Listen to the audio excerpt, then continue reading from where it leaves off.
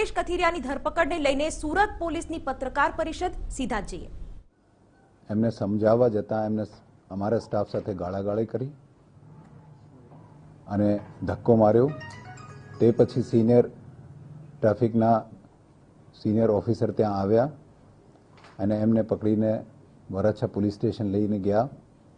ત્યારે ત્યાં પણ પોલીસના સ્ટાફ સાથે એમને ખૂબ ગાળાગાળી કરી અને ધમકીઓ આપેલી। એટલામાં પાસના કાર્યકરો મોટી સંખ્યામાં વરાછા પોલીસ સ્ટેશનમાં ભેગા થઈ ગયેલા, ટ્રાફિક જામ કરી દીધું અને એકદમ તંગ વાતાવરણ બનાવી દીધું।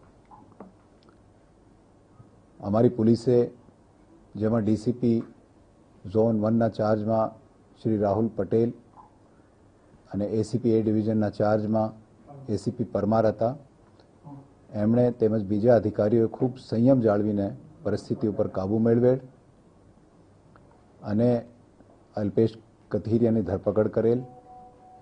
તો લોકઅપમાંથી પછી અલ્પેશ કથિરિયાને ગમે તેવા પ્રકારની ગાળો અમારા ઓફિસરોને આપી, જેના કારણસર અમે એમના વિરુદ્ધ 2 ગુના દાખલ કર્યા છે। એક ગુનો જે ટ્રાફિકના કામમાં અડચણ કરી તે બાબતનું છે અને તેમને જે ધમકી આપી તે બાબતનું છે। બીજો ગુનો એમના સમર્થકો જે પોલીસ સ્ટેશનમાં આવીને અને પોલીસ સ્ટેશનમાં ઘેરી લીધું હતું એ બાબતનું દાખલ થયું છે અને એક ત્રીજો ગુનો હવે દાખલ થશે, જેમાં એમણે અમારા ઓફિસરને લોકઅપમાંથી ગાળો આપી છે એ બાબતનું। મને આ કહેતા ખૂબ દુઃખ થાય છે કે જે માણસ પોતાને કોઈ જ્ઞાતિના પ્રશ્નના લઈને આંદોલનનો નેતા સમજે છે, એ માણસ એવી પ્રકારની ભાષાનો આજે ઉપયોગ કર્યો છે કે જે મવાલી અને ટપોરીઓને પણ શરમાવે એવી ભાષા છે। એને શાંત કરવા માટે એના જ કાર્યકરોએ, એના જ જે સાથીદારોએ પ્રયત્ન કર્યો તો પણ એ માણસ શાંત થયો નથી। હવે સમાજને સમજવાનું છે કે એ પ્રકારના માણસ કેવી પ્રકારની આગેવાની એના સમાજને આપશે। હું અત્રે જણાવવા માંગુ છું કે સુરત પોલીસને ઉશ્કેરવાનું કે અમને જે છે એક્સાઇટ કરવાનું કે ઓવર રિએક્ટ કરવા માટેના જેટલા પ્રયત્નો છે એ તમામ નાકામ થશે। અગાઉ પણ 25 તારીખે કોઈ પરમિશન વગર શ્રી અલ્પેશ કથિરિયા એમના જે સમર્થકો કલેક્ટર કચેરીમાં ભેગા થઈ ગયેલા।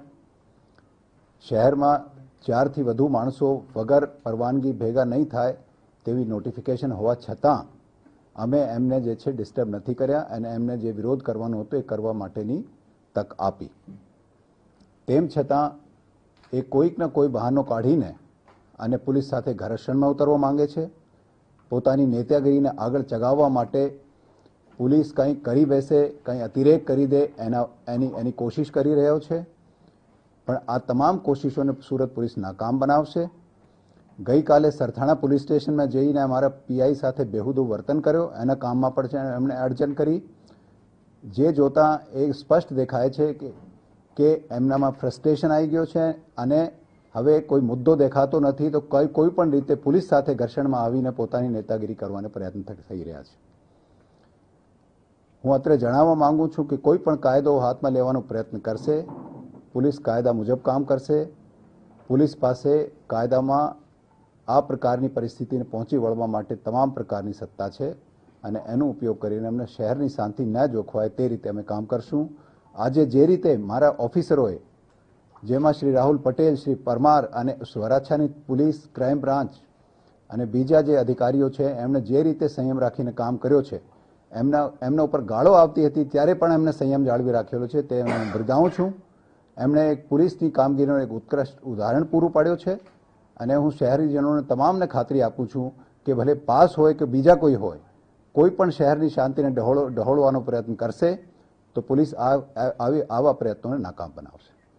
સાથે સાથ હું તમામ શહેરીજનોને એ પણ વિનંતી કરું છું, એ વાત રાહુલ પટેલે પણ ખૂબ સારી રીતે બધાને કહી છે કે જ્યારે આવા તત્વો તમને ઉશ્કેરે ત્યારે તમારે વિચાર કરવાનું કે આવા તત્વોનો સાથ આપવાનો, તમારે કોઈ પણ પરિસ્થિતિને સમજ્યા વગર રિએક્ટ કરવાનું નાગરિકજનો ટાળે।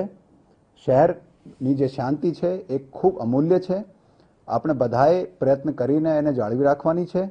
તમામ નાગરિકોને વિનંતી છે કે જે છે અફવાઓથી દૂર રહે અને કોઈ પણ રીતે શહેરની શાંતિ ન જોખમાય એવા કોઈ પ્રયત્ન ના કરે.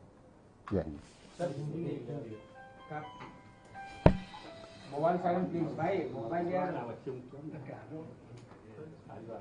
साइलेंट करो प्लीज यार सर एक